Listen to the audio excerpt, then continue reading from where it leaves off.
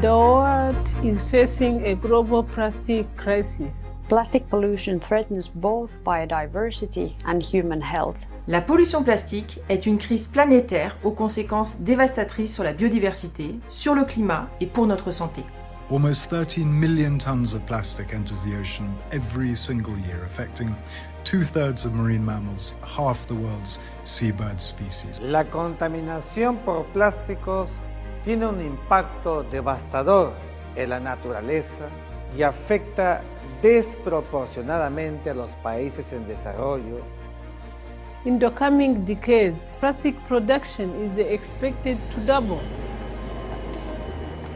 Plastic waste in nature is predicted to more than triple, and plastic in the ocean will increase by a factor of 4. This spring, the world came together in Nairobi, Kenya, at the 5th UN Environmental Assembly and agreed that we have to start the long work of ending plastic pollution. So decided. For that reason, Rwanda and Norway jointly agreed to invite countries to set up a high ambition coalition to end plastic pollution. Let's put an end to plastic pollution together. Éradiquer la pollution plastique d'ici 2040. To end plastic pollution by 2040. The High Ambition Coalition is committed to urgent action through an international legally binding treaty. An agreement which ensures that plastic is produced, consumed, reused and recycled sustainably. That encompasses the whole life cycle of plastics, including microplastics. 350,000 chemicals present in different manufactured products, including plastics. À peine 10% des plastiques sont recyclés dans le monde. La pollution plastique est un problème planétaire qui nécessite une transition mondiale vers une économie circulaire sans déchets dans ce domaine.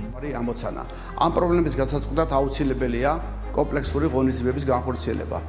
კერძოდ, პლასტიკის პრევენცია, პლასტიკის ნარჩენების მართვის თანამედროვე სისტემების. We must reduce plastic consumption and production to sustainable levels. Make sure that the plastic that we still use will actually be recycled and used again and again and again. Only by working together we can solve this challenge. Look forward to your engagement and support. For a world free of plastic pollution by 2040. Rwanda and Norway invite ambitious nations to join the coalition and be part of the historic mission to end plastic pollution.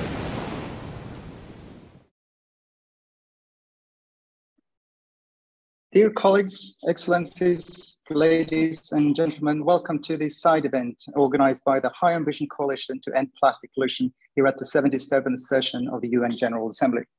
My name is Magnus Lobel, and I will, to the best of my abilities, take you through today's event. I hope you can all hear me all right. We have a really fantastic group of speakers with us today who have all kindly agreed to share their wisdom with us. I think it's clear that we are at an extremely important juncture in global environmental governance. In a few months, as you all know, negotiations of a new treaty on plastic pollution will kick off in Uruguay. Now, plastic pollution is an urgent and fairly complex issue, and in negotiating a treaty that will effectively solve this problem will be a challenging task. This makes it all the more important now, a few months before the negotiations will begin, to be clear about what we're aiming to achieve with this new treaty, when we will achieve it, and how. And it's therefore fitting that the title of today's event is Roadmap to End Plastic Pollution by 2040. That gives us at least an indication of the expected timeline. Over the next 90 minutes, we will, helped by our great speakers, try to detail what such a roadmap may look like. Without further ado, I'm pleased to give the floor first to one of the co-chairs of the High Ambition Coalition, Espen Barth-Eide. He is, as many of you know, the Minister of Climate and Environment of Norway. Please, Minister Eide, the floor is yours. Thank you very much, Magnus, and good morning to you all. It's great to be here. I am sitting here with my good friend and colleague, Minister Mujawamariya from Rwanda, because as you know, the very morning after we gavelled the mandate in Nairobi at UNGA7, we, the two of us, gathered a group of countries to set up a high ambition coalition to end plastic pollution. So we now have a formal negotiating process which is underway. And I know a lot of people who are on this call are either politically responsible for or directly engaged in negotiations. And I think we also have a lot of people who are engaged in this in many other forms as well.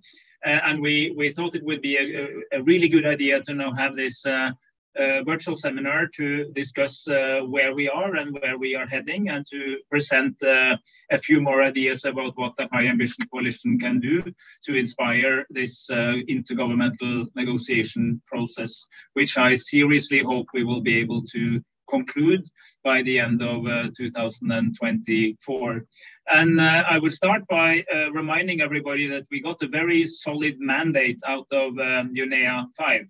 The mandate is clear on the fact that we want to focus on plastic throughout the life cycle, meaning how plastic is produced, what it contains, how we can make plastic products where we still need them recyclable, how we also can foster a culture of reduce, reuse, and recycle, have good systems for collection so that we don't dump the plastic on landfills or incinerate them, but use them again. And that also speaks to the composition of plastic products in the first place.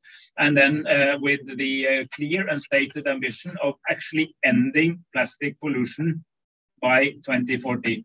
That's quite an ambitious goal. I mean, in principle, I'd like to stop it tomorrow, but given the, given the amount of plastics that are used throughout the world, I think this is as ambitious a goal as we can get. And I have to say that many of our partners and friends in civil society and in the business sector are telling me that the mandate from UNEA is already understood. People are already working to change their habits, to change their production cycles, to start preparing for a world where this is better regulated than it has been today. So the very signal of moving towards something has already been picked up, and a number of companies who are either producers of or consumers or users of plastic in containers, for instance, packaging and so on, are starting to deal with this. So there's quite a good momentum around this. But as always, I feel that it is essential that politics is driven by science and insights, and that we have good scientific evidence of what are best practices, what are the things that need to be regulated, what is it actually that we want to put into this treaty. So we, as the co-chairs of the High Ambition Coalition, has put a lot of emphasis on getting a solid scientific basis.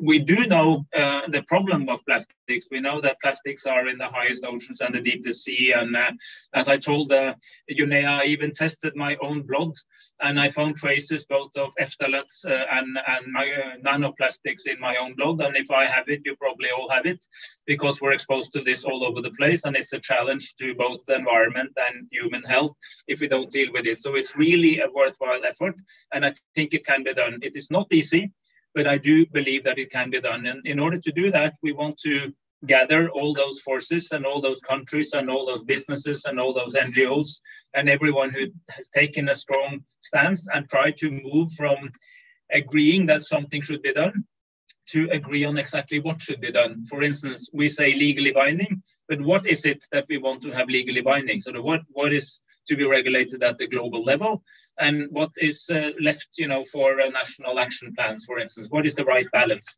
This is not easy. I mean, we have to identify what are sort of the common goals, and then how is this implemented? How do we cater for the fact that different countries have different starting points, for instance, different technical capabilities? How do we help each other? How do we build capacity where there is none or where there is little? These are all issues that we have to discuss. But what we are adamant,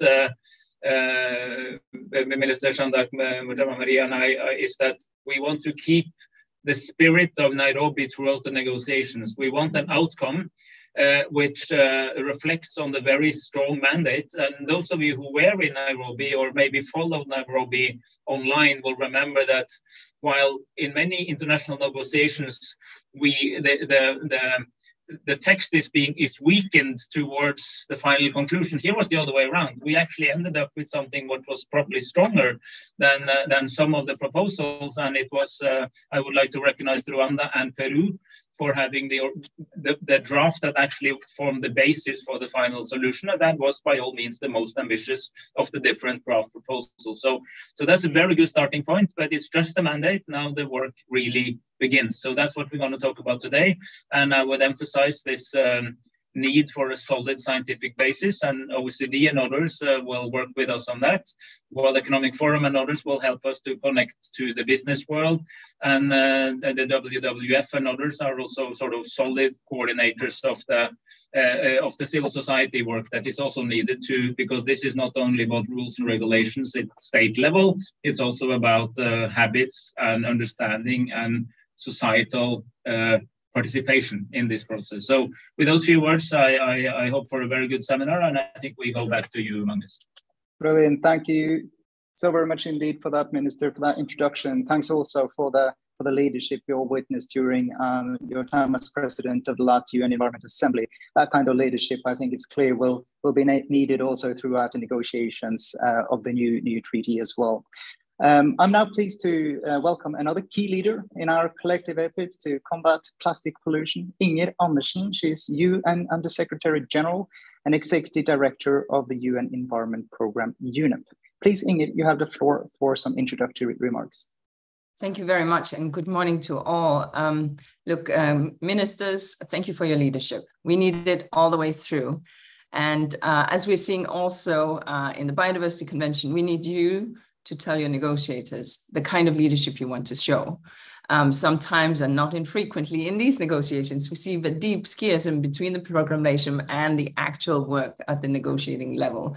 Thank you for the leadership that you showed at UNEA. We would not have arrived without it, and we're very, very grateful.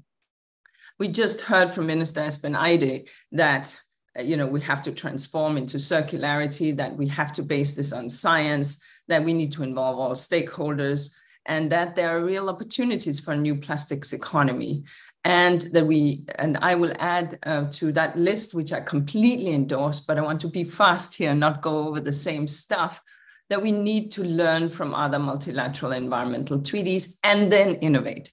So we need to take a little bit of a pinch of Montreal Protocol, add the determination of the 1.5, stir in the goodwill of inclusion of the CBD, but then come up with something innovative, smart, measurable, and transparent and inclusive that pushes the boundaries of multilateral innovation and shows the world that in 2022, when we decided to do this, we were not doing our grandfather's treaty, we are doing our children's treaty. And that means innovation, and that means smarts. And so in that respect, I am very much wanting to challenge us all to think about targets already now. Look, back in Rio, we agreed at UNFCCC on a framework convention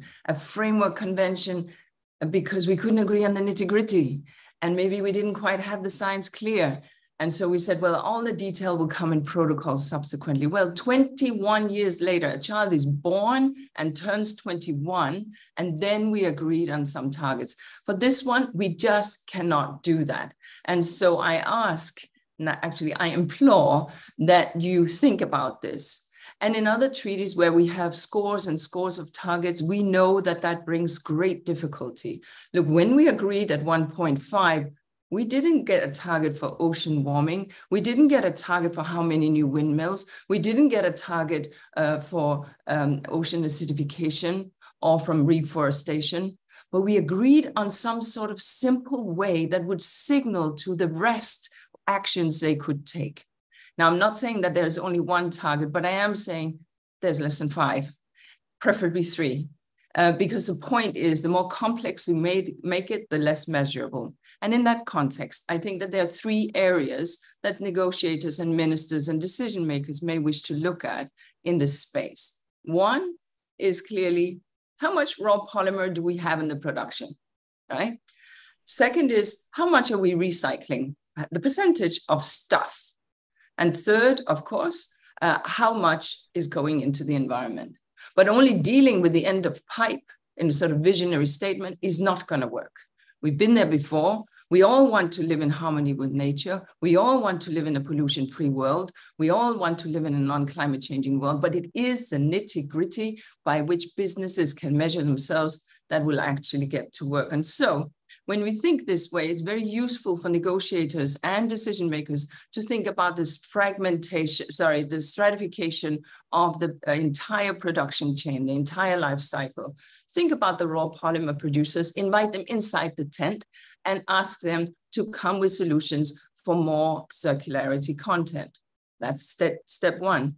Think about the converters, those who make the plastic noodles, the plastic pellets that we all need for our plastic stuff. Challenge them to have more recycled content.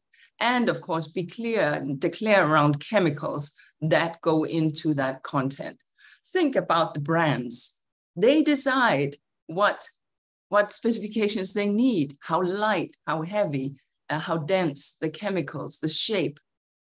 Think about that business too. Think about the packaging.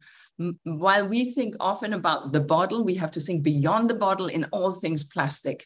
And that includes trade across the oceans, trade in large containers, the headroom, the empty headroom in a container that we pack with plastic.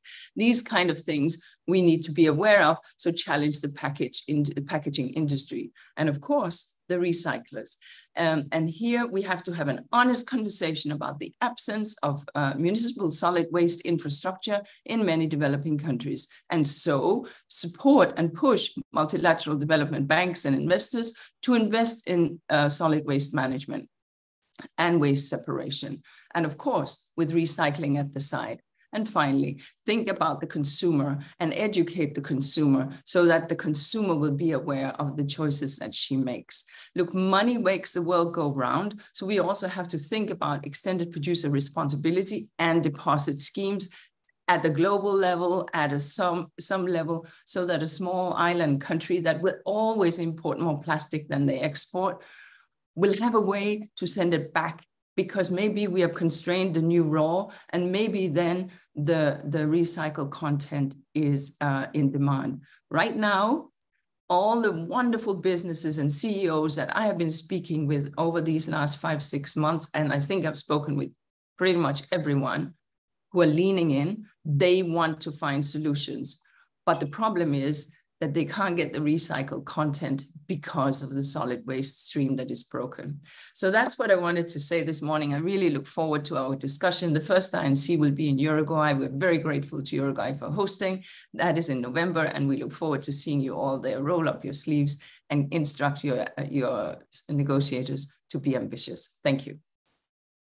Brilliant. Thank you so very much for those inspiring words of introduction, Inger, and those clear recommendations, I'm also sure are all well received. And I think we'll have an opportunity to discuss some of them in the panel discussion later on today. Now, a moment that I have been personally looking forward to. It is my great pleasure to invite you all to watch a special video appearance by UNEP Goodwill Ambassador, actor and Aquaman, Jason Momoa.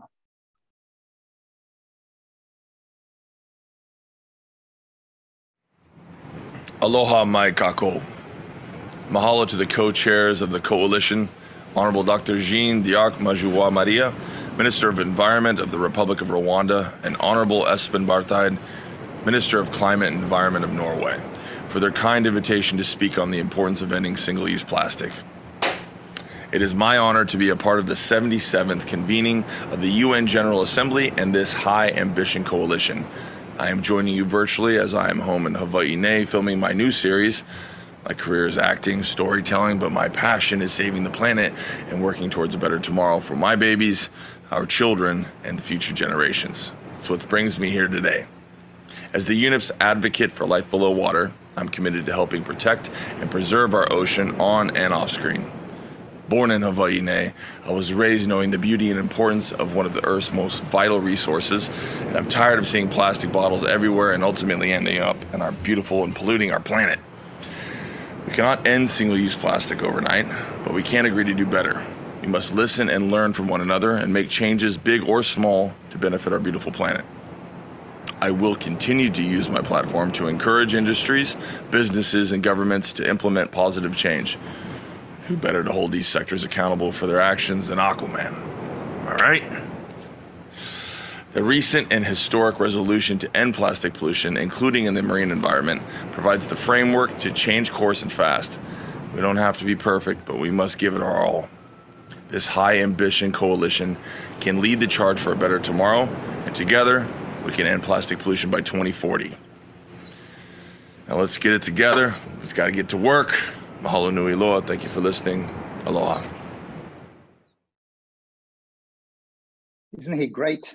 I think we greatly appreciate UNEP's and Jason Momoa's efforts to raise global awareness of the problem of plastic pollution. It's clear that while it's important to keep governments and businesses accountable, we also need a full and active mobilization of citizens around the world, and Jason's efforts are absolutely crucial in this respect. So thank you so much for that. Now, the purpose of today's event is to figure out how to end plastic pollution by 2040 and what we need to do to get there.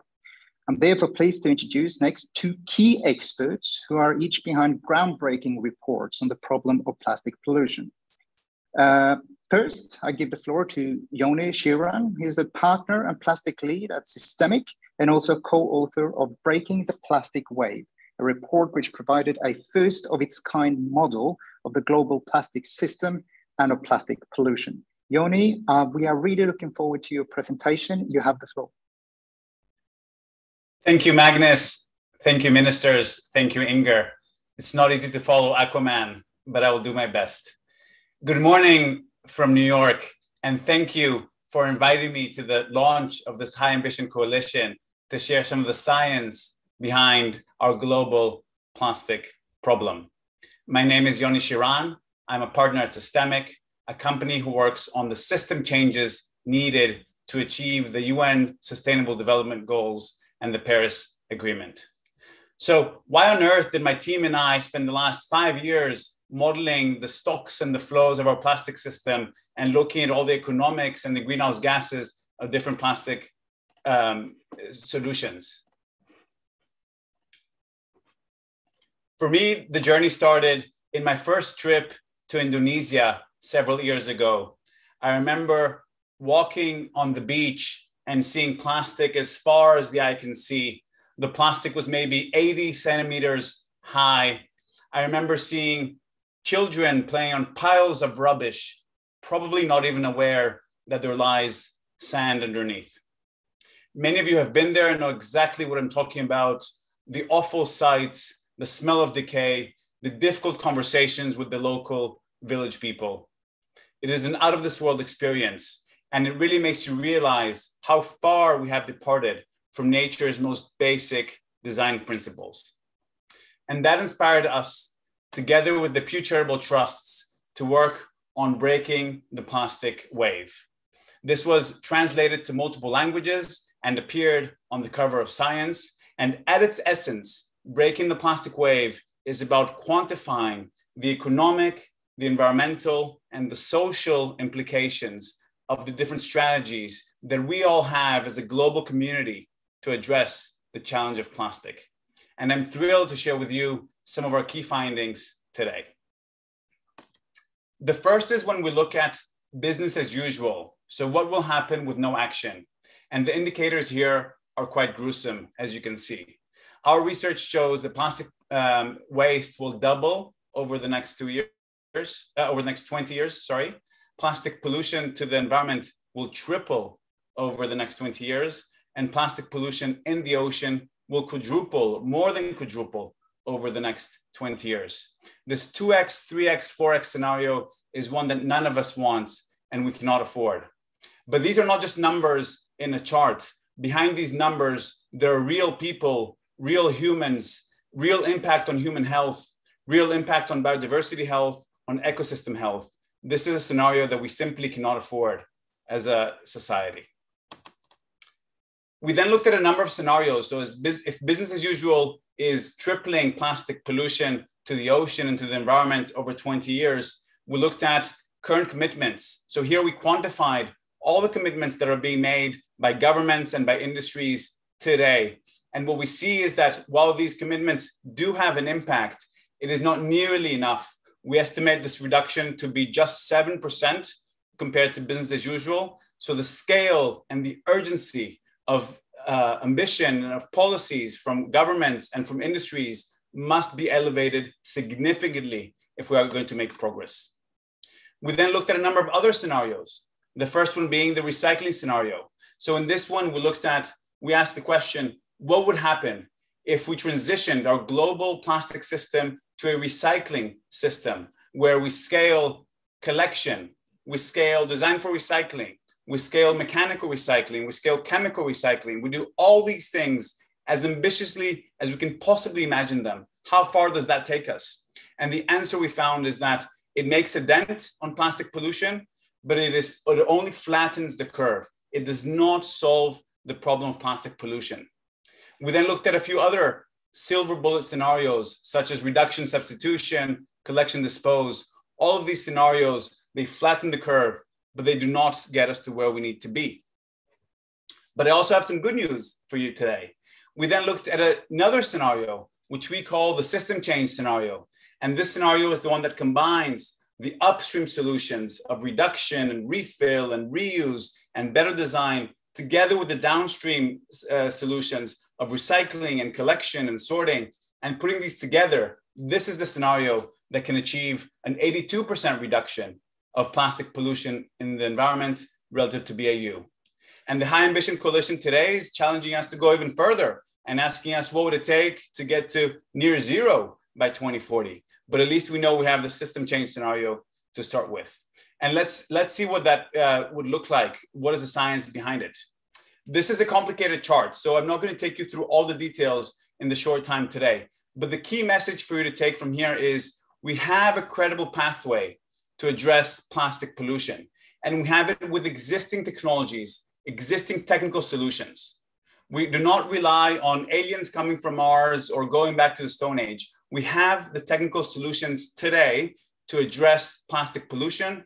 And we know how this needs to break down, what is the size of each of the solution, and how it needs to break down in different geographies and in different plastic categories. What is missing, therefore, what is stopping us is having the right policy frameworks, the right business models, the right financing mechanisms. Those are the ones that are missing. Those are the ones we need to focus on. It's not a matter of insufficient technology or insufficient technical solutions. And if we were to put in place these more ambitious, these better policies, frameworks, business models, and financing mechanisms, what would that do to our system? And so we looked at, first of all, to the economy. It would be better for the economy. It would save costs to governments, and it would save costs to the private sector. Now, this shouldn't really come as a surprise. If we designed a good system for recycling, for example, that should be more cost effective than producing single-use plastic every time. Think of all the costs in that value chain and how inefficient that system is. It should also reuse systems. If we design them properly and we scale them properly, reusing a material multiple times should be more cost effective than producing a new one every single time. Now, this will definitely not be easy. It requires very high investments upfront, and the benefits sometimes are down the road, but the economics are there and the models are there to achieve them.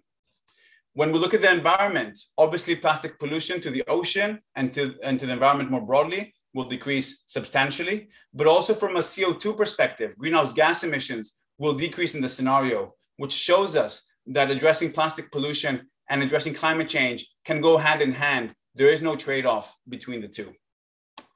And importantly, we also looked at the impact on communities and specifically on livelihoods and jobs. And we see that about 700,000 new jobs can be added by this scenario, mainly in the global south. So 3 closing thoughts that I would like to leave you with. The first one is that plastic pollution is a system failure. Plastic pollution is a system failure. This means there are no silver bullets that will solve it, and incremental change will not be enough. We need to think of a coordinated system change response to this problem. And that is why I'm so excited and so hopeful by the Global Plastic Treaty that offers this opportunity for a global system change response. Second, we need an integrated approach. We need to combine the upstream solutions of reuse and refill and reducing the amount of plastic in the system together with the downstream solutions. And only that combination can work. If we focus only on recycling, we simply will not solve the problem. We cannot recycle our way out of this problem. We cannot ban our way out of this problem. We cannot substitute our way out of this problem. We need an integrated approach that includes all of these solutions. And thirdly, time is of the essence. We do not have time to waste. The nature of the beast is that the time it takes to develop the infrastructure and to roll out the policies and the consumer behavior changes that are needed, these things take years. And so we have a very short window of about 3 to 5 years to take action. If we do not, the decisions we make in the next 3 to 5 years will determine how our system looks to 2040 and beyond, and we cannot afford to miss this opportunity, this window of opportunity.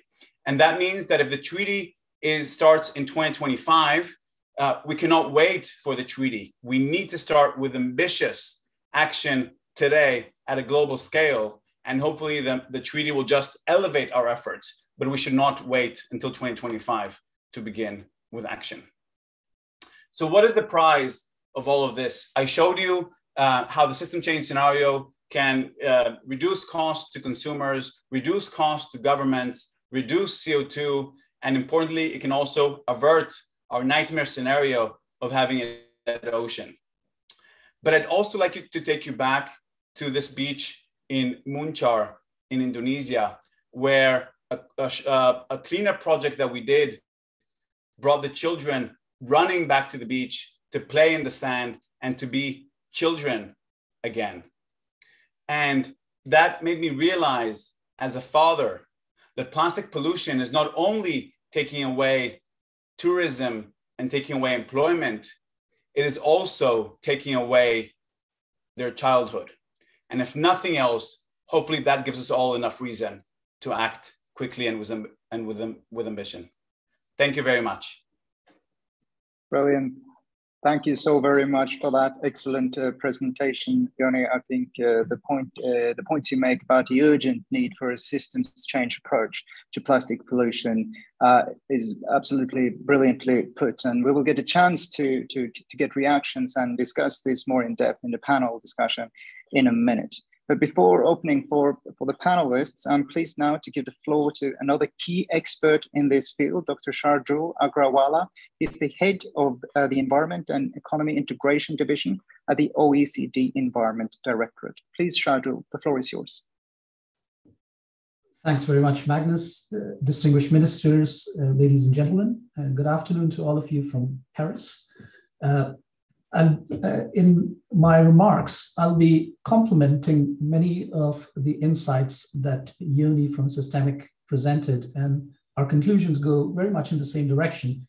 Where I'll be focusing on to also inform your discussions under the High Ambition Coalition is around 3 questions.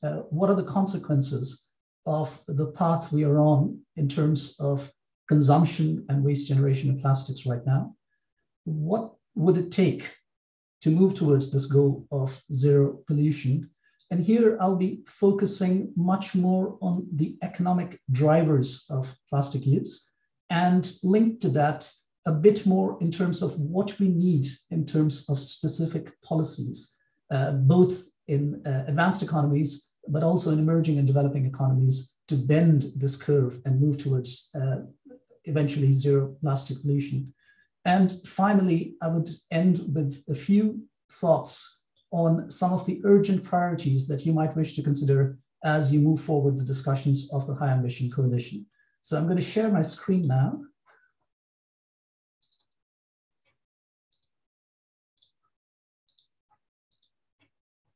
So just to start with the context, plastic use has grown by a factor of 6 since 1980, and it's doubled between 2000 and 2019.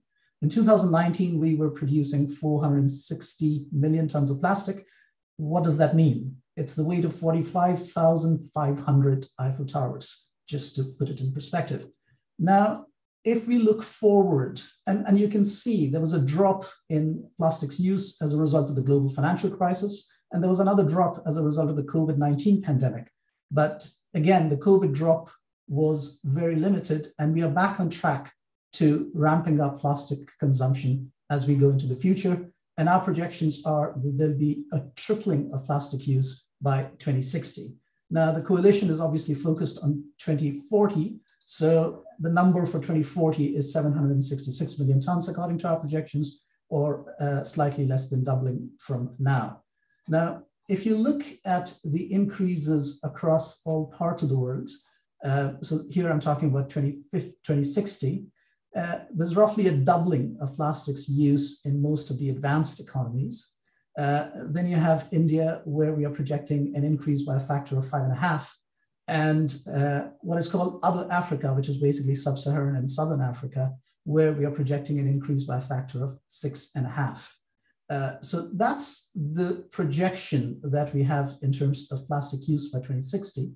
But of course, we care a lot more about what are the implications of plastic waste generation.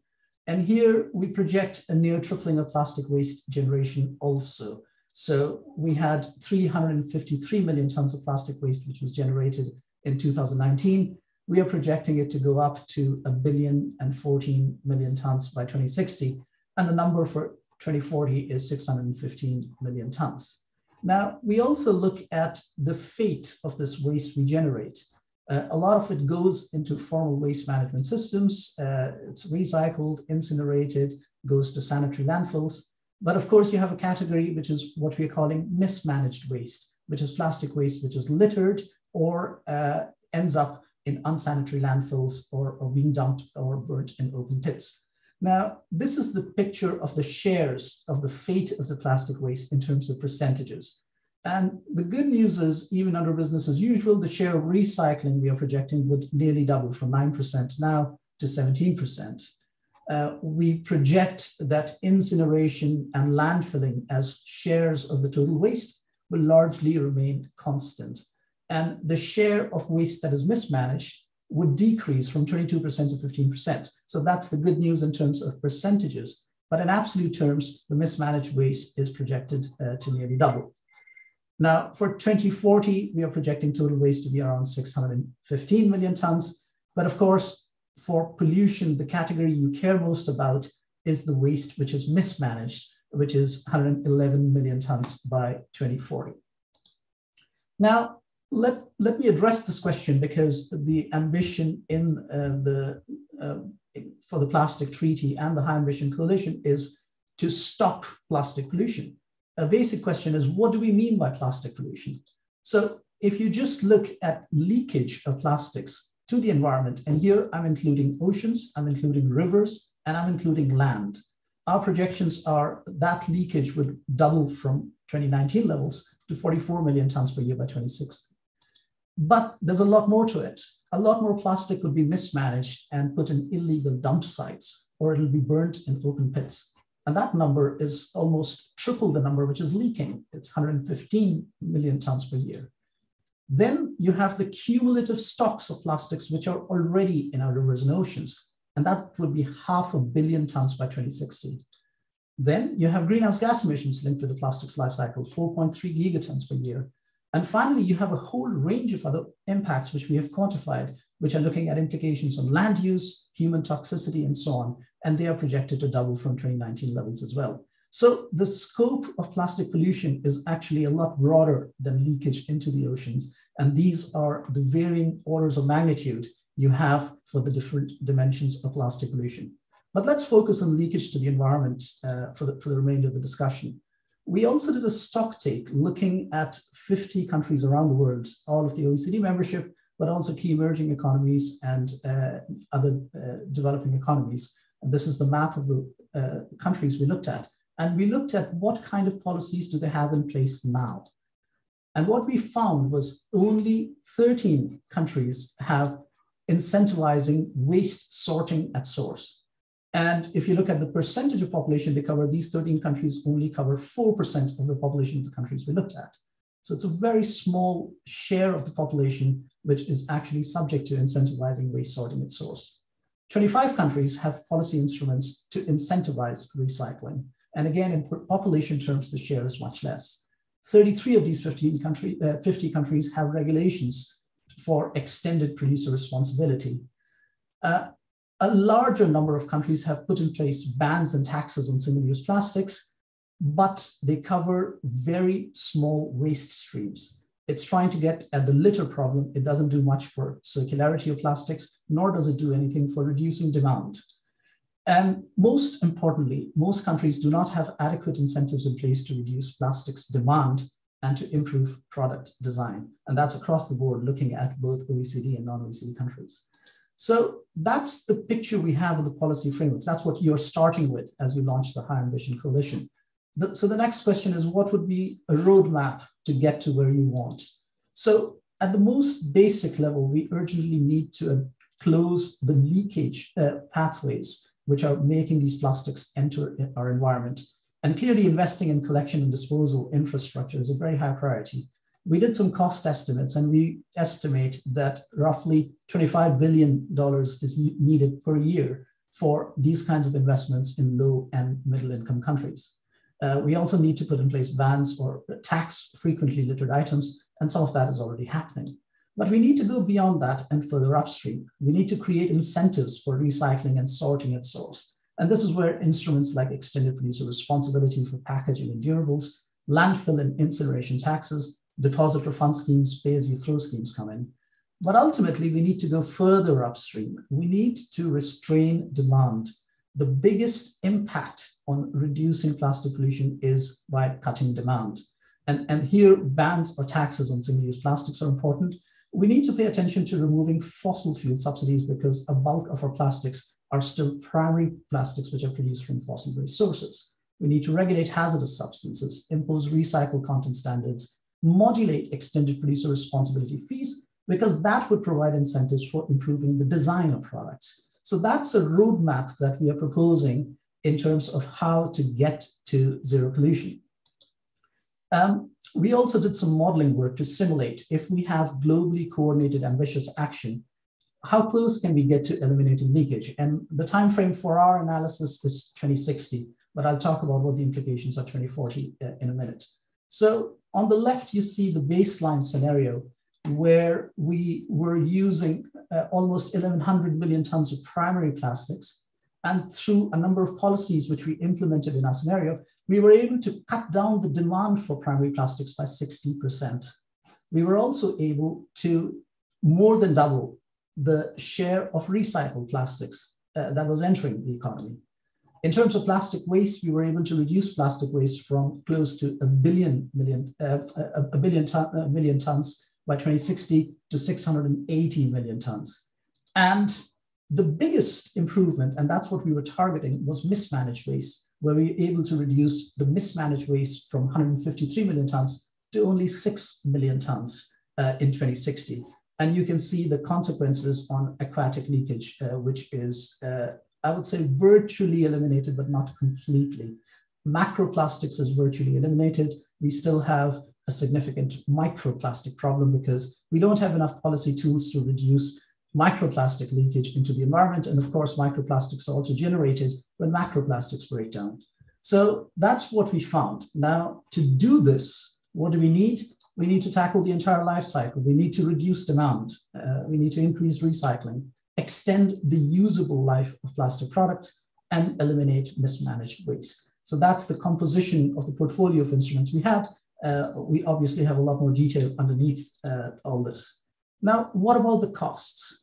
Now, I won't give you an image that it'll be costless or there will be benefits. There will be costs, particularly in this transition to remove the hardwiring of our economies from a linear plastic economy to moving towards this kind of scenario.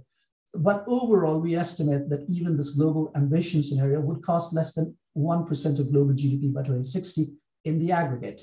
But I think it's important to look at the distributional consequences. And you can see what is called Other Africa, which is Sub-Saharan Africa and Southern Africa, would have GDP costs of close to 3%. So beyond the aggregate picture, we need to look at where these costs are very high and what kind of mechanisms could be put in place to finance some of these actions which are urgently needed.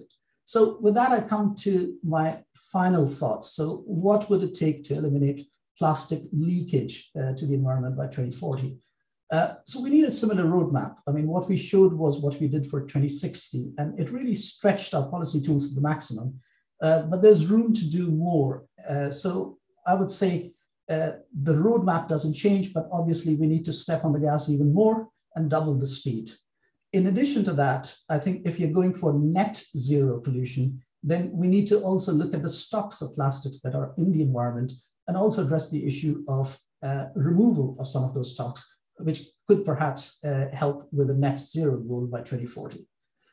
The second issue is that it's good to have a global picture, but we need to, a lot of the plastics problem and the leakage problem is a regional problem, more than the national boundary, but much more at a regional level than a global level. We need to focus a lot more on regional hotspots and see what kind of policy mechanisms and cooperation mechanisms can be put in place. Another big issue in our study is rivers. We find that rivers are not just a channel for plastic flows to the ocean, but they are a big sink of plastics in and of themselves. What do we do with those stocks of plastics which are sinking in the rivers? And there needs to be international action to look at this problem. Microplastics I've already mentioned. We still know very little about microplastics flows. We don't have enough knowledge on what kind of policies we can implement to reduce microplastics leakage. Innovation on the positive side is already happening. And in our report, we quantify trends in circular plastic innovation. That needs to be ramped up. But a lot of the innovation is happening in OECD countries and China. And how do we set up mechanisms for the transfer of some of these innovative technologies to scale up action is another area. And finally, distributional consequences. The costs are heterogeneous across countries, but they're also heterogeneous within economies. And as ambition ramps up, we will be confronted with winners and losers, and we need to pay more attention to that as these policies are designed. Financing for closing leakage pathways is an urgent priority, especially for low and middle income countries. And our estimates of the financing needs are $25 billion a year. And finally, I think we should not boil this problem down to a waste management or a leakage problem. Equally critical is international alignment of design and product policies, trade and circular economy policies. We've seen some bans on plastic waste, but trade can also be a vehicle to close the loops on reuse, remanufacture, and so on at scale. And for that, products need to travel across borders as long as we can ensure environmentally sound management of waste. How do we align trade and circular economy policies? And finally, regulation of hazardous substances across plastic value chains. We cannot close the plastics, make the plastics economy circular without cleaning the plastics value chain. With that, I thank you for your attention. Brilliant. Thanks so very much for that excellent presentation, Shardul. I think your presentation and Yoni's presentation, together with the introductory remarks that we heard earlier in this session, set the stage really nicely for a good discussion. And I'm really happy now to introduce our panelists for today, who will provide us with further thoughts and perspectives on the actions and the policies and initiatives that may in some provide us with a credible roadmap for an end to plastic pollution by 2040. In addition to those that I have already introduced, we have with us today Dr. Jeanne Mujawamariya. She's the Minister of Environment of Rwanda and also co-chair, as mentioned by Minister Eide, of the High Ambition Coalition. We have with us Stephen Guilbeault, he's the Minister of Environment and Climate Change of Canada. We have with us Mariam Almeiri. She's the Minister of Climate and Environment of the United Arab Emirates. We have Christine Hughes with us, the Director of the Global Plastic Action Partnership at the World Economic Forum. And last but far from least, we have Craig Kogut with us. He's the founder, chairman, and CEO of Pegasus Capital Advisors. So this is a fairly impressive panel, I would say, and I would like to thank all of you for being with us today. If I may first turn to you, Minister Guilbeault, having just listened to Yoni's and Shardul's excellent presentations, from your perspective, What do we really need to do to end plastic pollution by 2014? What role do you think a new treaty can play in these efforts? And what are really the concrete steps that governments and businesses can take to raise ambition levels and ensure the success of the treaty?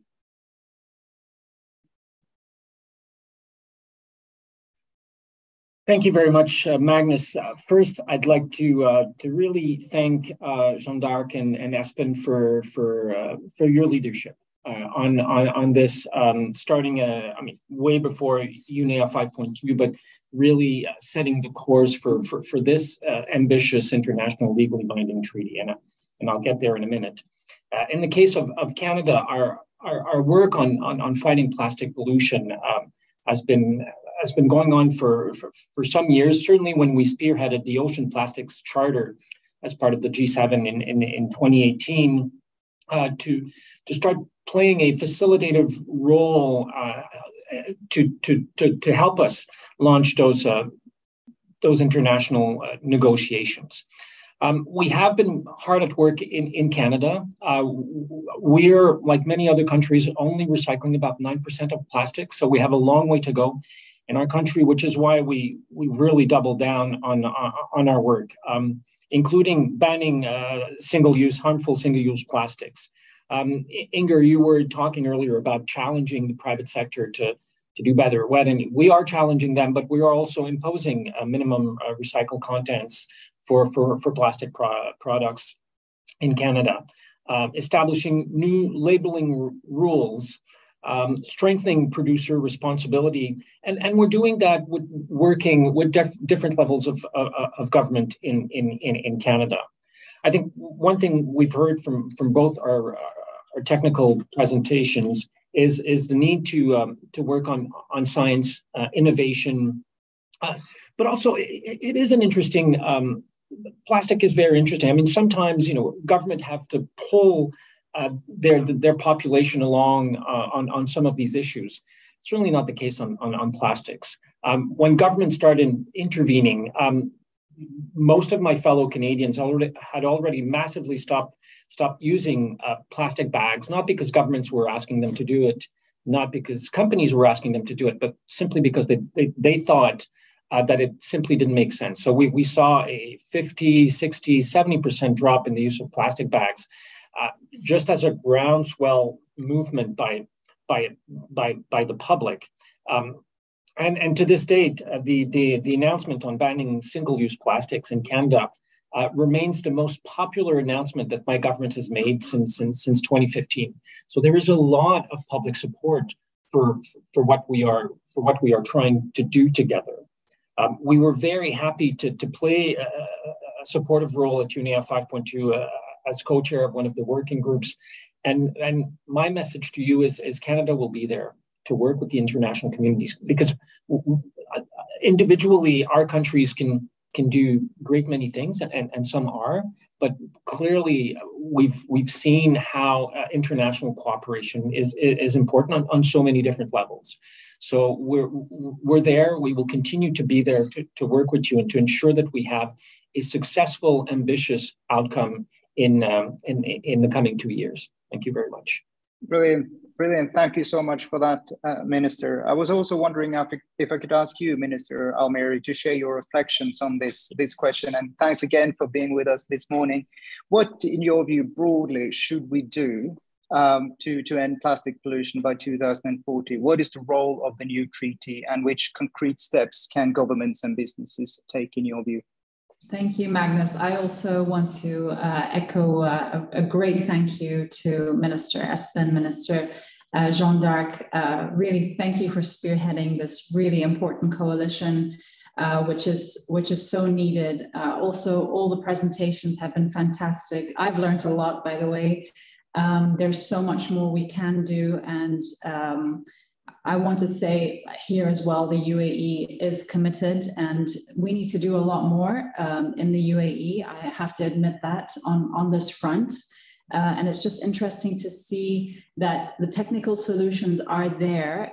It's about the policy framework. And I like what Yoni said about the systematic approach. I think this is so important. We always talk about food systems transformation or energy systems transformation. Here, we're talking about a plastic pollution system transformation. So it was really interesting to get those insights. This is a global challenge that needs a global solution, and it needs all hands on deck. And so we actually need a global roadmap. And I think this treaty is exactly what is needed to make this roadmap. It's really important, as some of my colleagues already said, that we apply an all-inclusive, sustainable and circular approach. And I think sessions like these, where we get these insights and we learn what are the gaps that we need to actually put this approach together, is so important. So I can really only say a circular plastics economy is really needed at this stage. I believe a lot of the solutions have been put on the table, and it's now up to governments like myself to go back to the team and ensure that we're doing everything we can on putting the right policy frameworks, that we put our targets as well, to ensure that whatever we can do on a national level, we do. And then, of course, have these kind of conversations with the global community to ensure we're aligning with each other. And we've got that big target in front of us to try and have zero plastic pollution by 2040. So I thank you all for your insights. Brilliant. No, thanks to you, Minister. That is excellent and very helpful. I would also like to have your thoughts on this, Christine. I know that the Global Plastic Action Partnership at World Economic Forum works with a range of stakeholders to translate sort of commitments to end plastic pollution into concrete action. So in your view, what are the main steps, or what would the main steps in a credible roadmap for an end to plastic pollution by 2040 be? Thank you so much, Magnus. And I also want to just first also echo my thanks for Minister Barth-Eide. It's so nice to see you, Espen, again, and really appreciate your leadership as well as that of Minister Mujawamariya. So nice to see you two together, probably in New York. So a very, very kind welcome there. And I also just want to recognize the enthusiasm. I mean, when you showed that opening video, we also saw Inga jump up, and your enthusiasm here today is also very, very clear. So appreciate everybody's leadership and enthusiasm, excitement for this, and you know, massive progress as we've seen from the leadership of Rwanda, Peru taking this up. And when you ask what are the kinds of things we really need to see to try to get this over the line, and I think a few of these themes have gone through in the other comments from some of the other speakers. So without totally duplicating efforts, I'll recognize and ditto some of those. But more than anything, I would say we need to be very ambitious. This is really a chance in a lifetime. It's amazing that we're going to try to get this done in just over 2 years. As Espen constantly tells us, that is the blink of an eye. So we need to also really, really move quickly toward the INC. And when we're setting those ambitious targets, then we also need to be very transparent. So how do we ensure that we're recording, we're being open on that progress? Again, I think it was Espen or somebody who mentioned that not all countries will be at the same place to begin, but at the same time, if we're open and transparent about where we are, we can also then set the right kinds of targets in trying to address and achieve the objectives. And then finally, I'd say we'd also need to be accountable. So let's set ambitious targets, but let's also ensure that we're following through. So one of the things that we do at Global Plastic Action Partnership is that we work very closely with countries, both in bringing together multi-stakeholder dialogue. So who in the community is already working in this space, and how can we actually connect those dots and amplify for greater impact?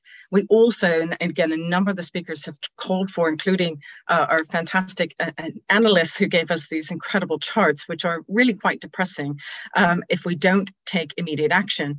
But we really need to set very science, evidence-based targets. And again, one of the things that we do in Global Plastic Action Partnership is we help governments with those. So what does the baseline assessment look like? And then we can take that assessment and help them to deliver national action plans or roadmaps of action that will help to actually deliver concrete outcomes and address this change in very monumental ways. So, and again, I think it was Minister Almeri who just called for a global roadmap. We work at the national level. At the same time, regional activities, global activities must be taken into account. The final 2 points I would say that I'd really appreciate and advocate to be included is that conversation around global trade and the transboundary movement, and how does that play a role? Obviously, we have the Basel Convention to take into consideration, but that will play very massively into this. And then finally, the role of the informal sector. I think it's really critical that we have the voice of the most vulnerable at the table to understand and recognize the role that they play in helping us to transition to a much more circular plastics economy. Thanks, Magnus.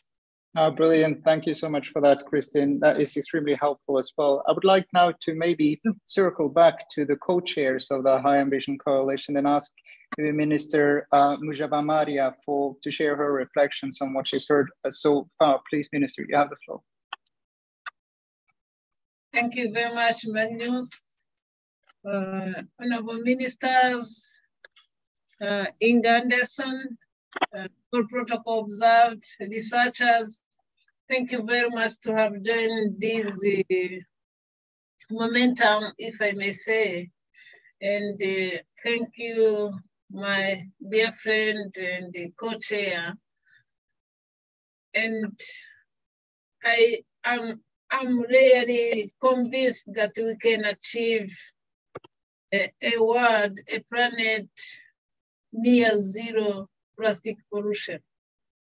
So Rwanda is committed to continue this journey. The journey we started 18 years ago. 18 years ago, we banned single plastic use, plastic carry bags. Then 2 years ago, we banned single-use plastics.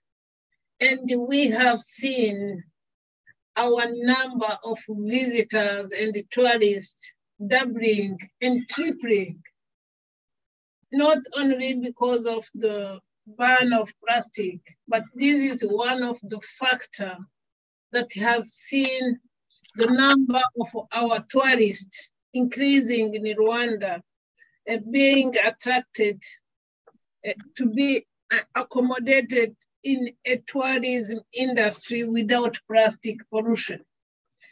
And we have seen the increase of safety on our cattle. You know, Rwanda is a cattle keeper country.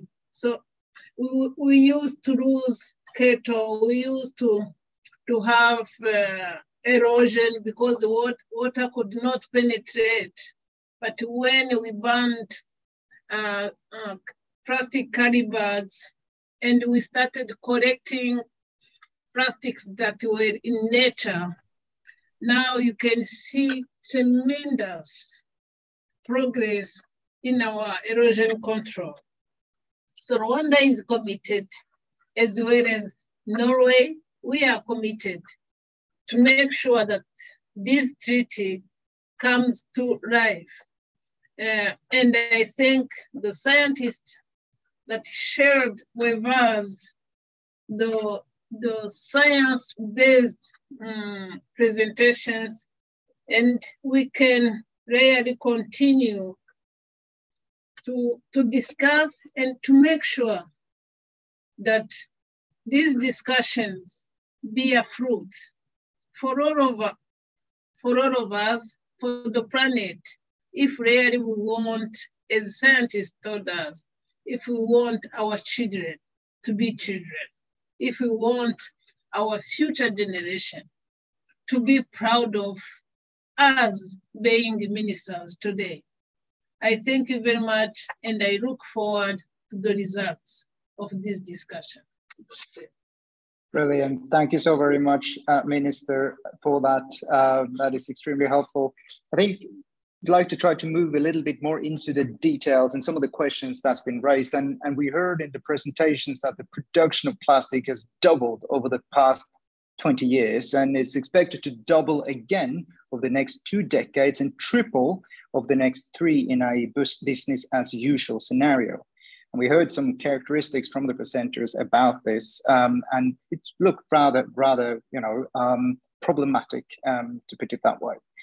At the same time, it was also clear that we can reduce plastic pollution by more than 80% by 2040 with existing solutions if we implement better policies, new business models, and innovative financing mechanisms. So the challenge here seems to be to move from a sort of business as usual scenario to a business of sustainable change scenario. And I would like to bring you in here, Craig, from your vantage points as a CEO of a major sustainable investment management firm. How can we incentivize these new business practices, policies, and financial mechanisms that we need to change the business as usual trajectory?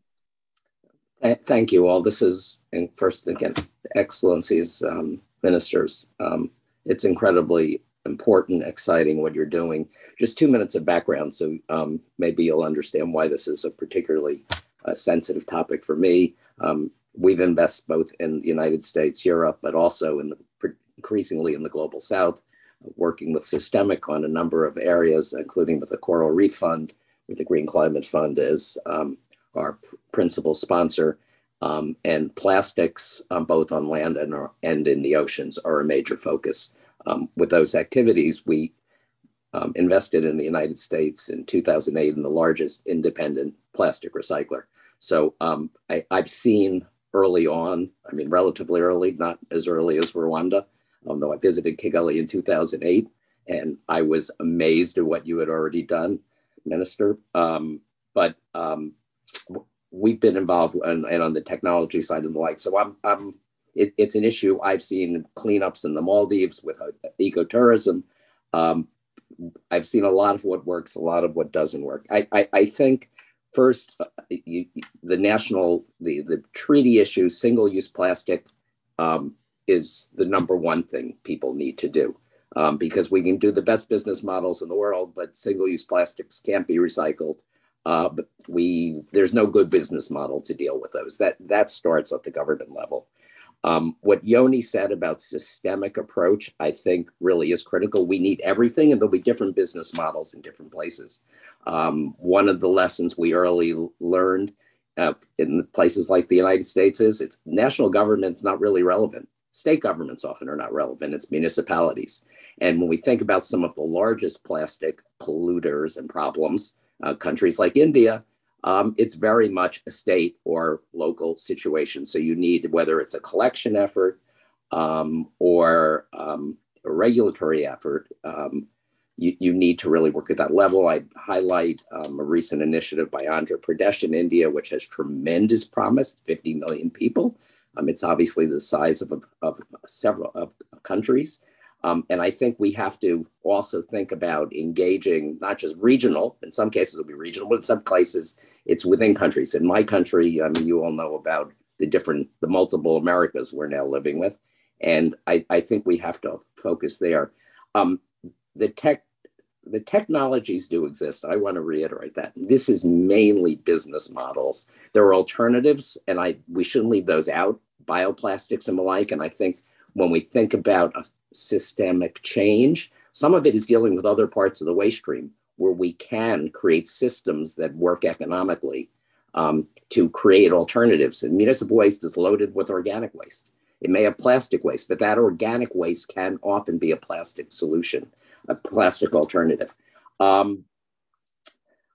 So I think there's a role for government, but one of my messages is, I think with this treaty, accountability, as has been mentioned, publicity, I would just say I'm skeptical about the numbers, even on what we think is being treated.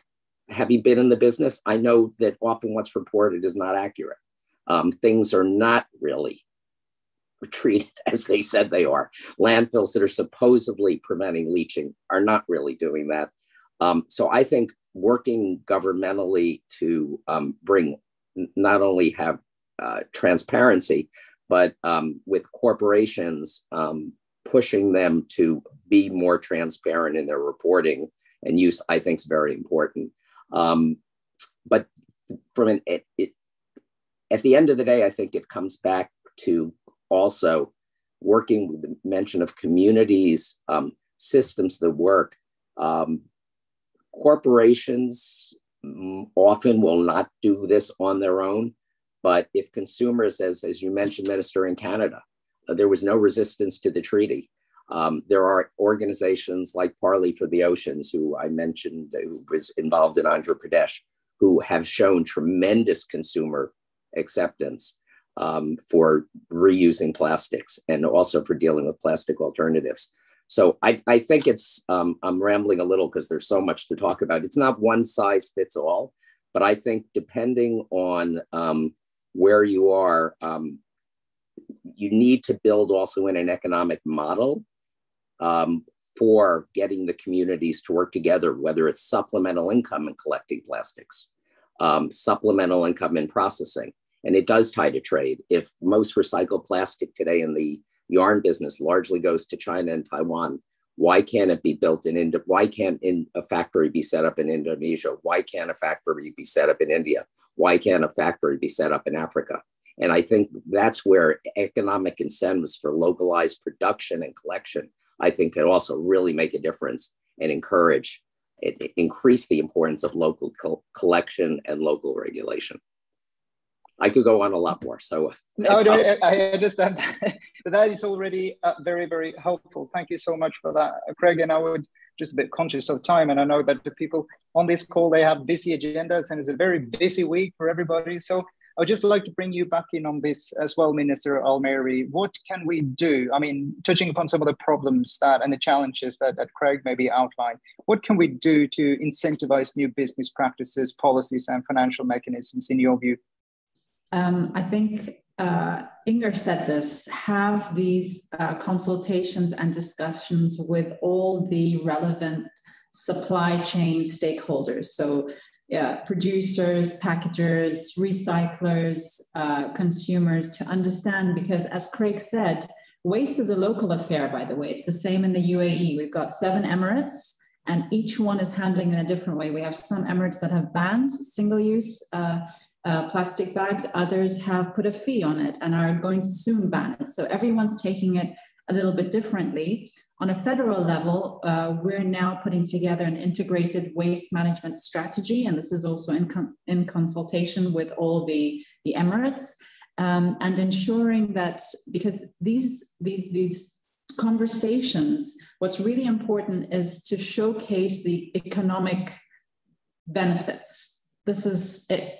Unfortunately, it all comes down to money. So having these discussions, showcasing numbers, showing why it's worth it to put in bans, why it's worth it to put these tools and incentives, why it's worth it for the local emirates to invest in a facility for recycling or ensuring we have that circular economy approach, or taking a waste stream and putting it as an added value for somewhere else is so important here. And I can only say in the UAE, I feel this is an area we haven't advanced as much as in other areas, and it's something we are really concretely working on right now and improving, and that's why having a national action plan makes so much sense. We need to work on prevention, reduction, and elimination in it, and ensuring that the local emirates also understand what are the technologies available, bringing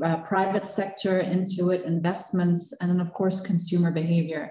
And this is something also Shardul also spoke about, how important it is for awareness and showcasing what are the alternatives. Dubai, for example, it just started a new initiative called Dubai Can. Basically, they have all these machines around the emirate where you can take your multi-purpose container and refill it instead of using plastic bottles. So a lot of incentives are coming also from the people because they want to. It's the same as what Stephen was saying in Canada. But in my situation, I feel there's so much more we can do as government, but the difficult part is that it is a local affair. And so you need to convince everybody. Brilliant. Thank you so much for that, Minister. And I know that some of you may have to leave a little bit early. So if you have to step out, I just want to thank you so much for your participation. Really appreciate that. Also know that Minister Guilbault will have to leave soon, so I also wanted to just circle back to him before he moves on.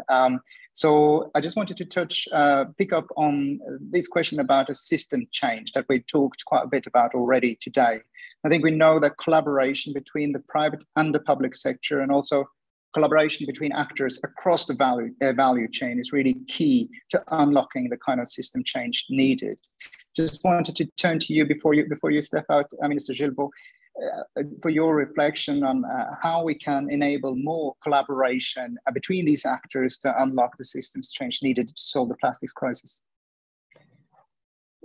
Thank you. I think it's a combination of things. I mean, clearly we need to engage. We need to consult, but obviously it can't be voluntary. We've spoken about the need for regulations. We've spoken about the need for incentivizing change, either at the corporate, as I and others said. I think in terms of the public, largely in many countries, I can't speak for others, but certainly in mine, the public is there. I guess we need a healthy balance of carrots and sticks. I don't think regulation in and of themselves are enough.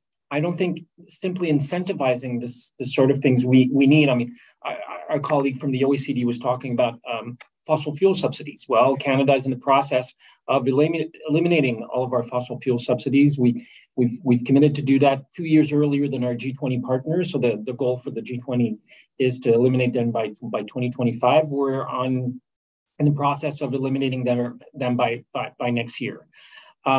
So I think we have to look at everything, really. Both the things that we don't want, the things that we want, and to tackle different aspects of this challenge, we need different tools. But certainly there needs to be an engagement. There needs to be a conversation. I mean, as government, we don't have all the answers. We have some of them, certainly, and it won't always be easy. I mean, right now, the federal government in Canada is being sued by some companies, not all, for what we're doing on plastics. There are different court cases, actually, which is not unusual. We often get sued for what we do on environmental issues. It was the case on carbon pricing. It's the case on environmental impact assessment. So you can expect that there will be resistance, and that's, in a democracy like ours, it's what it is. We have to compose with this, but it shouldn't stop our determination to advance, and to advance, as so many have said this morning, as quickly and as fast as we can. Brilliant. Thank you so very much for that, Minister Guilbault, and thank you for your participation. If you have to step out of the meeting, that's totally fine, and just real massive appreciation for taking the time to participate and share your thoughts. That's really very grateful for that. I would like also to bring in, I mean, we have a few minutes left, and I would like to bring in you, Inger, on these two aspects. The first on how to incentivize new business practices, so change business practices.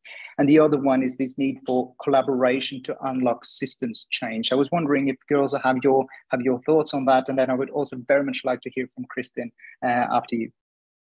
Thank you. And I think Yoni is absolutely right when he speaks about the fact, and by the way, two brilliant presentations by our colleagues, so thank you. But when you speak about the fact that it is systems change, it's rethinking. It's not just designing with a smaller, lighter bottle or a smaller, it's actually rethinking. Today, yes, you can buy your detergent in liquid form. You could also, 20 years ago, buy it in powdered form, and it worked just as well, and it came in a cardboard box. Or you actually can buy a little strip no bigger than this. It can fit in my pocket, and I can throw it in the washing machine. It's complete rethink. Pepsi Cola has bought SodaStream. That's thinking way beyond the bottle. It's thinking about putting bubbles in the bottle that is permanently yours. All right, so my point here is that in rethinking, there are opportunities, there are new markets, there are whole new ways that brands can produce stuff. Now, we understand that 60% or so of the global waste basket is single-use. That varies obviously by jurisdiction, and 40% is so single-use in any form of packaging, etc., not just plastic bags and bottles, right? And the other 40% is a harder, durable, more difficult plastics, the toys, the appliances, the transport sector, and the electrical, the carpets, all of that stuff. So your coffee maker, when it doesn't work, we need to have a right to repair. It should not be sealed, right? So that there's something there that you should be able to have it repaired. But that's also system thinking. We need to, if it is permanently broken, it needs to be easily disassembled so that it can be easily then remanufactured. The same for airplanes, trains, and cars, which have considerable plastic. So the redesign story is one that should spur innovation. And the text inside this treaty needs to be careful that the kind of incentives that it sets doesn't limit innovation, but that it opens the floodgates for innovation. And that's why it's very important to have industry inside the tent, as well as activists and NGOs and indigenous people, because industry will be able to, well, sometimes, yes, it will defend the status quo, that's life. But also they will be able to enable that sort of seeing into what might be potentially limiting. When some countries said 10% of ethanol into the petrol pump, it had knock-on effects that maybe we hadn't quite thought about. So thinking through what the knock-on effects could be becomes critical. That is why I hope that every minister present here, every country representative will strongly engage with industry, as well as with activists and indigenous people and scientists and so on, to encourage them to be present at the multi-stakeholder dialogue. That is why this week, plastic is nearly all that I am doing, because this leadership matters. And meeting with businesses here in New York, which is after all sort of the business, I don't know, center of the world, it seems, is a really good opportunity. But each minister, reach out to your business sector and encourage them to come inside, not in a defensive mode, but in a co-creative mode. That way we can actually get somewhere. Similarly, and this would be my last point, and Espen knows this very well, as does Minister Jeanne d'Arc, don't forget the poorest of the poor, the waste pickers. Look, often they are female, often they are impoverished, often they are the primary earner for their families. And the day we go in with a smart, fancy recycling plant, it's the men who will get the job and the women will be left behind. And these are jobs that are underpinning families. So in coming together on this treaty, we also need to make sure that we don't just say the words, don't leave anyone behind, but then we also follow through on it. Thank you so much. Brilliant. Thank you so much for that, Inger. That is extremely helpful. Also wanted to turn to you, Kristin. If you can just be very brief. We're just running out of time. I have so many questions on our list. I don't get to ask them. Also, if we can ask you to be brief, that would be appreciated. No, absolutely. And again, I appreciate it. Just building off of what Inga said, I'll try not to repeat because there's so many thoughts and comments that she made and previous speakers as well. I mean, it is absolutely critical as we're going forward to involve the multi-stakeholder approach. And as Inga there at the end was talking about the informal sector, I'll put in another pledge for that. But again, the public and the private engagement in this is so critical for that total value chain systems approach. But also, let's not lose sight and constantly be talking about recycling. There's so much that needs to be done upstream, and how do we really reconsider our approach and our systems overhauling? And so, I mean, we used to talk about the 3 R's: reduce, reuse, recycle. And I think there's a lot of other R's that we could consider: rethink, redesign, reconsider. And so it's really, how do we create a new approach to our relationship with plastic and looking at this entire, all the different actors throughout the value chain? And I really want to push that we cannot recycle our way out of this. We must think about other approaches that embed the circular economy, bringing to light various technologies, innovations, and again, the financial tools as well. I mean, we've published a finance toolkit. It'd be great to see some additional first movers that we can highlight in future case studies. And then I'm actually leaving here to go launch the business coalition. So really excited to see that we've got the government coalition now and the business coalition now in about 10 minutes down the road. So there is a great desire from the business side as well as government to move this forward. And I would also implore, because we've got two folks on the line, I'd say, you know, what's happening in Rwanda in December around the World Circular Economy Forum, you know, another opportunity. It doesn't have to be the formal conversations at the INC for us to pull together these multi-stakeholder discussions. And similarly, UAE hosting COP28 next year, let's elevate these conversations and ensure that people understand the connection between climate and plastic pollution and production. And then, and I think we can get ourselves to a whole better place. So we really appreciate the opportunity to be here, Magnus, and to engage with all of the panelists. Oh, thank you so much. It's really great to have you taking part in this discussion. And this will not be the last time we meet to discuss, I'm sure. I would like now to circle back to you, Minister Eide, for your sort of reflections on the discussion before we move to some concluding remarks from the Minister of Rwanda. Thank you so much, all of you. It's been a splendid conversation and a lot of good insights. I want to thank each and every one of you. I also want to echo what Kristen just said. I already look very much forward to Marianne's COP28 when we have to survive 27 first, but I think that's going to be a really promising one with a lot of innovative ideas and one example of a great leader country here and a leader minister, just like Rwanda, Canada, and others are here. And again, thanks so much for the help from non-state actors who are here. Kristin, what you are doing in the forum is really, really appreciated. It was very high on the agenda in Davos this year. I have a suspicion that it will be high on the agenda again in January as we meet there again. And I think this is really good because there's so much knowledge out there on the business side and so many players. Not everyone, of course, but many key players who really want to be on the right side of history and help us governments to shape this in the good direction. So I want to say that as well. And without echoing all the good things that is said, underline a few keywords. Systemic change, yes, indeed. This is not about incremental improvements, you know, a little bit less, a little bit better bottle. This is really about reimagine our relationship to plastics. Plastic is actually an extremely useful product when it's used correctly and terribly bad if you use it wrong.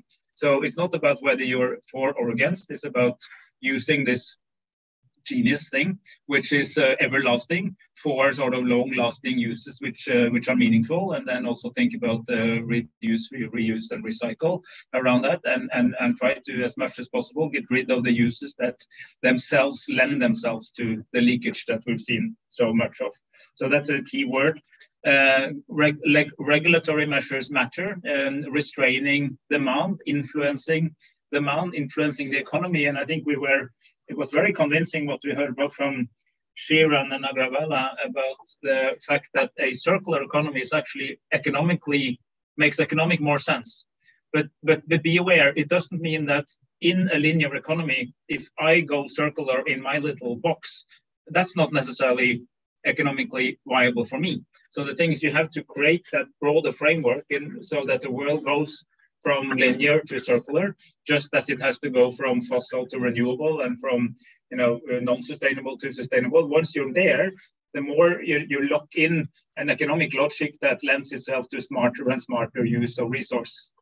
And this is what we're dealing with here, and it's across the board. So that goes on product design, it goes to all these issues. I also think the mentioning of trade, I mean, we want an open free trade world, but we're not trading in whatever product. I mean, there are rules and regulations for what kind of stuff you can send over borders. So that's also an instrument to use, because if you regulate that on the trade level, it's also less attractive to keep producing those things that you don't want to have around. So also a good reminder on using that instrument in a world which I think is more willing to regulate what should be traded. I mean, in a parallel process that many of us are involved with, we are seeing much stricter regulation now on trade in deforestation products, for instance. That is very helpful. And I think the same thing can happen here. And then, of course, while we want a solid treaty, this is why we are together as the co-chairs here of this coalition. We also want to leave some room for national innovation and adaptation, and not every country needs to do it in exactly the same way. I mean, Mariam even pointed out internally in the UAE, I mean, some Emirates go for fees, others go for bans. So when, as long as you reach the same outcome, I mean, there must be some room for that as well, because countries are different. And very final point is remember the social impacts. I think to remember the waste pickers. They were there, present, active in Nairobi, and I think we made a collective commitment not to forget them. So let's keep remembering that as we move forward. And also the cost picture we got presented, it's not very costly, but it's more costly in some places than in others. And that's also a collective responsibility that we have to bring on. And my final word before I think Jeanne d'Arc takes it from here is that the coalition is open for new members. If you think you as a government minister or you as a citizen should encourage your countries to join, feel free, but you have to commit to sort of the platform that we have developed. But the High Ambition Coalition is only for high ambition governments. Yeah. But if you are a high ambition government, you're welcome to join us in this club. Thank you. Thank you very much, my dear friend Espen, and all higher ambitious members who were on this call. And these were very insightful discussion, and it shows us on what the road to ending plastic pollution by 2040 is on our way. So we have had hundreds of people from all corners of the world tuning into this virtual event. And this shows us that ending plastic pollution is a priority. Is a priority for no matter where we live, from the shore of the Pacific Ocean to the foothills of volcanoes and the national parks in Rwanda. And of course, I would like to thank my friend and co-chair of this High Ambition Coalition, Minister Espen, for your continued leadership and for your team's hard work to bring the High Ambition Coalition to life. And I want to tell people online that charity begins at home. We don't have single-use plastic in the mission of Norway here in New York. So we start from our home, and we end plastic pollution even in our offices. We say no to plastic. And I want also to thank Inga Anderson. Thank you for your thoughtful contribution on the steps we must take to realize a legally binding international treaty. You are absolutely right. We need to learn from the past and innovate for the future. As my friend, Minister Espen was saying, we can do differently because we are different countries, provided we have the same outcome. So my thanks go to Jason Momoa. Thank you for your leadership and passion to protect our planet. As you said, let's go to work. Today we have heard from a range of experts from Systemic, the OECD, as well as the World Economic Forum and Pegasus Capital Advisors. Thank you for sharing your expertise to develop a strong treaty that matches our ambition. We need data and knowledge. And to World Economic Forum, I want to say that by ending plastic pollution in our nature, we at the same time create green jobs, hence the increase of wealth for our population. I also want to thank Minister Gilbert from Canada and Minister Almeri from the UAE for being with us today and demonstrating your commitment to ending plastic pollution. I promise my sister, Minister Mariam, that my next stop from New York will be in UAE to learn how we can have better systems in our communities. The High Ambition Coalition is committed to ending plastic pollution by 2040, and we look forward to expanding the coalition by welcoming new members, as my co-chair said. So the 24 nations who have already joined, thank you. Thank you very much. Over the next few years, the coalition will be investing in the research, webinar conversation, and awareness raising we need to achieve a treaty that works for nature and humanity. We hope you will join us on this journey as more as you can. While we only have a short time to finalize the treaty, this is not an excuse to water it down. It is a challenge to make it even more robust and ambitious. I'm confident we are up to the challenge. Finally, I would like to thank Magnus for a spotless moderation. And I would like to encourage everyone, especially fellow leaders, to not wait for the treaty to address plastic pollution. Let us all take steps nationally to deal with plastic pollution. And together we can. Once again, thank you for joining us.